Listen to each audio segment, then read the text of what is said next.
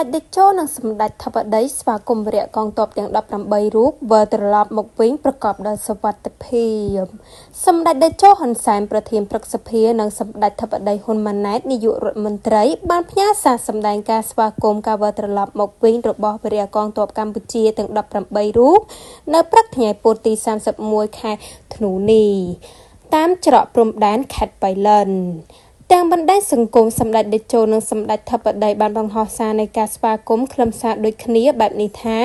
សូមស្វាគមន៍យុវជនទាំង18រូបដែលបាននិវត្តន៍មកកាន់មាតុភូមិប្រទេសវិញប្រកបដោយសុខសុវត្ថិភាពបើតាមក្រសួងការពារជាតិកម្ពុជាសង្ឃឹមយ៉ាងមុតមមថាការដោះលែងយុទ្ធិទាំង18រូបនេះនឹងចូលរួម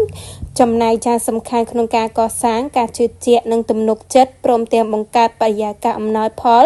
ដល់ការលើកកម្ពស់សន្តិភាពស្ថិរភាពកិច្ចសហប្រតិបត្តិការ